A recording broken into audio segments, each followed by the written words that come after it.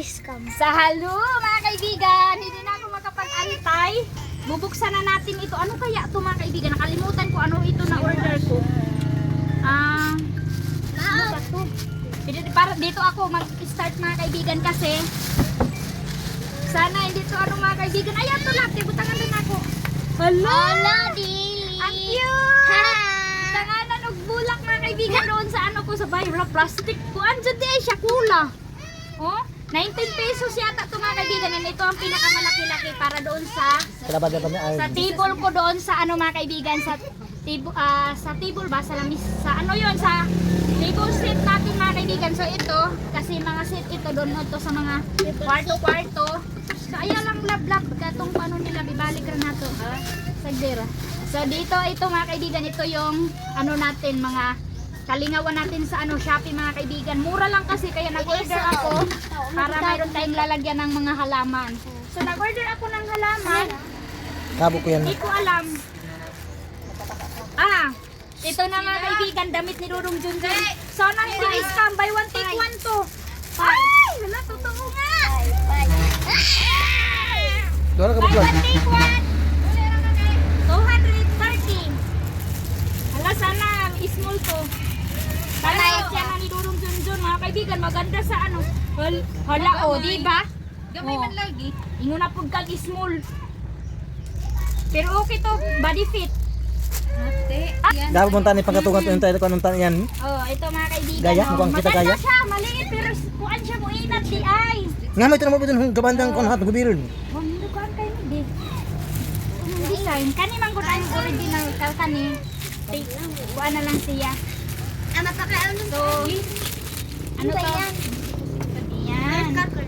Ang cute. Tingnan natin si Dodo Junjun mga kaibigan. May iwani de. Suoto nato ni karon. Oh.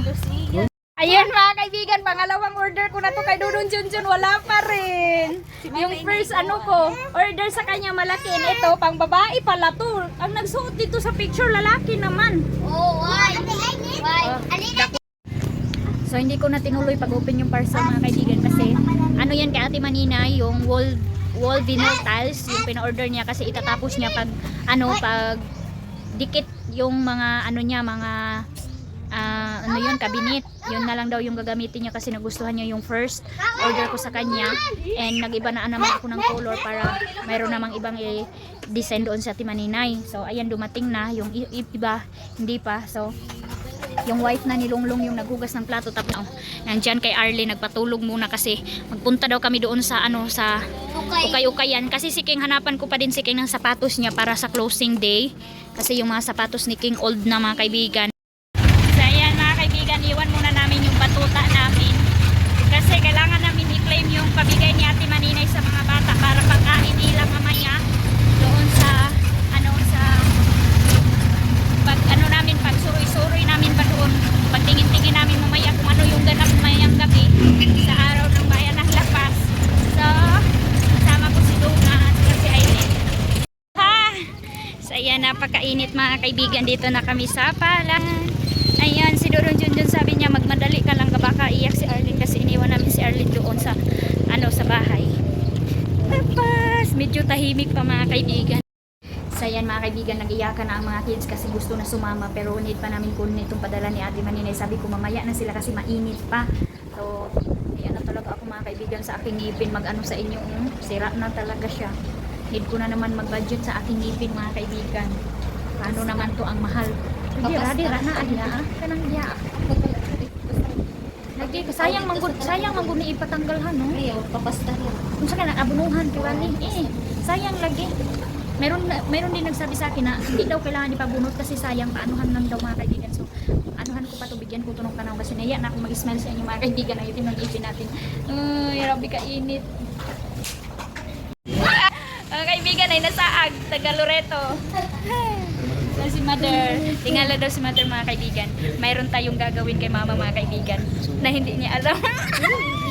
Mayroon tayong surprise sa kanya. Kasama si Janine. Yes! So, ngayon si Manong mga kaibigan, dinisturbo ko yan kasi Sabado ngayon sabi ko kay Manong maghapdi muna siya mga kasi kailangan need niya ako tulungan kay Mama. So ayun nga, nag-absent nga siya. So sabi ko sa kanya, dito muna kami. Naghapit mo dito nang sa kayo ni Junjun. Asa man mo? Turoy. Turoy. Yan na mga kaibigan, sama na namin si Mama. Meron kaming kunti lang itong mga kaibigan na gagawin natin kay Mama para sa kanyang para mas magaan yung niya ba.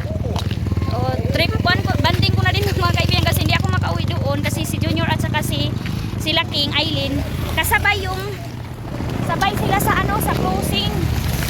Kaya dito ko na lang si Mama kasi kapag kami ang pupunta doon sa Loreto, malaki ang gastos mga kaibigan kasi lahat kami sasama.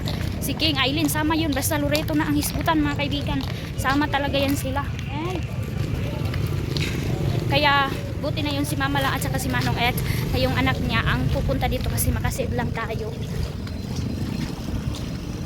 So try namin dito mga kaibigan. Try namin dito kung maganda ba ang nila dito.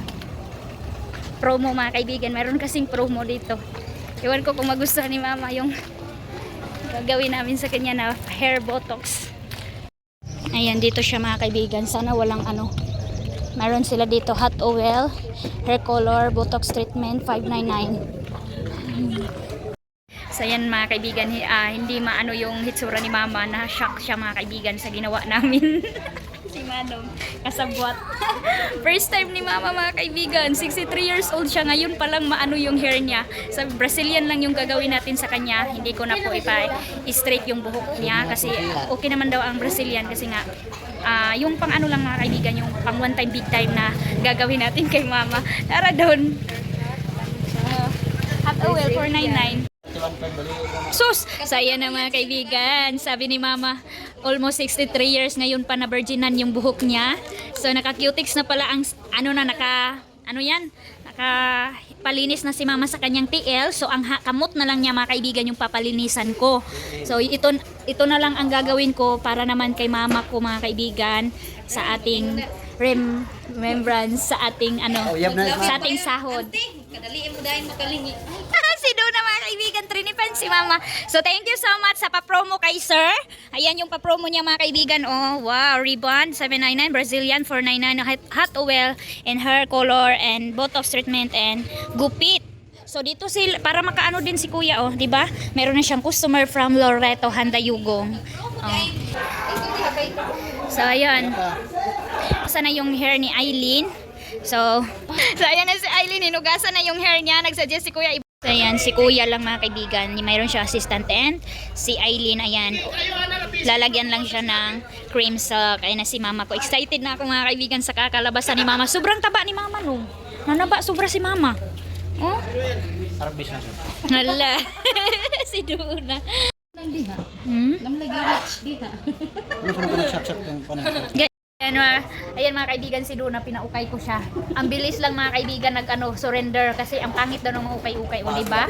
Pero marami naman mga kaibigan ukay-ukay. Isa lang yung pinuntahan, wala na, surrender na. So ako mamaya mga kaibigan, mas maganda kasi mamayang gabi, malamig.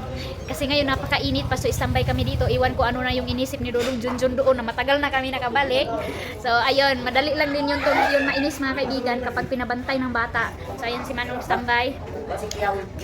Pagkatapos namin magnaman to sila isikan, anhi man hinuon to. Sunto ito sila. Hindi ko na lang anuhin. So pagkatapos namin dito kay Mama mamaya, so magsuroy-suroy na kami kung ano yung mga pwede bilhin, ganun-ganun mga kaibigan. Ayan. Nunit di ay. Ayan, kumain pa si Kuya and istambay muna si Aileen dyan. Mamaya ang mga bata nito mga kaibigan, marami ng pagkain, nakikita na namin ni Duna, naka-standby na sila, naka-ready na sila pagluto. Ando, diba? So ayan, iwan muna namin si Mama habang nakahumol yung buhok niya sa medisina. Ay, huy, nandito. Punta kami ni Manong doon sa awan. Bilhan ko si Arlene ng wipes niya at saka pampers kasi wala nang wipes. Mayroon naman yun sila sikat mga kaibigan kapag iyak yun si Arlene. Pupunta yun sila dito. Ayan na, nabanlawan na si Mama mga kaibigan. Pinatuyo na yung hair niya. So dito lang tayo mga kaibigan sa warik-warik muna tayo. Pero yan si Kuya, marami nang sa kanya na maganda daw talaga siya mag-reban. So para mas magaan yung ni Mama, feelings ni Mama pag magrampa siya kasi napakainit today. Kailangan magaan yung hair mo. mabilis lang maano mga kaibigan, mabilis lang suklayin. Papaayos natin yung bangs ni mama para mas maganda pa siya mamaya. Si Aileen, sabi ni Aileen, mama tapos na. Sabi namin hindi pa kasi hindi pa yan nahugasan yung hair mo. Thank you so much kay Manong and Janine sa suporta. Ayan na, plancha time. Go go mama ko. Para magaan na ang feelings ni mama. Kasi tag-init today. Kailangan magaan ang hair. Si Aileen din nakabanlaw na siya sa kanyang hair. Saya na mga kaibigan. Iwan muna namin sila mama, puntahan na namin sila Dodong Junjun kasi bihisan ko muna sila King kasi ready. Ayan yung sasakyan nila mamaya kung sino yung sasakay. Marami ng tao mga kaibigan kasi hapon. Ayan. Marami ng mga pagkain, nagluto na. Naka-standby na ang all. Asa man ta? Ito mayroon na dito. Gaya na kita tara. O ikaw baba juice ka? Pila ba yan? Samay mo. Mapasok pa magkaon. So, finish na siya mga kaibigan. Hair botox ni mama ko. Ayan na. Napakagaan na daw ng feelings ni mama ko mga kaibigan. No? Ayan na mga kaibigan. Sa wakas hindi na maiirita si Aileen sa kanyang hair. Dahil na ano na siya, na straight na. Sana hindi masira yan mga kaibigan. Oh, kitang kita sa ano ni Aileen na kulot talaga siya.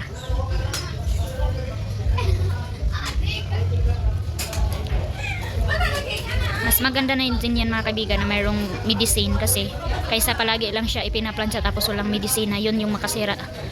Ayan mga kaibigan, ang dating bukagkag ang hair today, ayan na siya. Si Aileen straight. Hindi na siya si Aileen kulot. Timura na yun kag si Mami Dim nak. Laka nak. Hello. Pero siya si Ate Dim. Sana all bagsak. Dati dyan mga kaibigan tawang-tawa. Hala. Mura na kay si Aileen. Mura kay si Aileen mo kuan mo graduate ta grade 6. Grade 4 pa man ang baby na. Oy. Ngano man nagpariban man na. Lupigan ang grade 6 mo graduate. Wala ka riban. Ang grade 4 kariban na. Apa bang kana 200 pesos o di ba? Worth it. Napakaliit na bagay mga kaibigan. Nakikita ko sa mukha ni mama na sobrang happy na niya. And lalong-lalo na si Aileen. Sobrang nagustuhan niya yung bagong hair niya mga kaibigan. So baktas muna ako. Inuna muna ni Manong sila mama ko doon. And umiyak na daw talaga si Arlene. Papagalitan na naman ako ni Dodong Junjun nito. So dito na tayo sa mayroong tut. Ayan.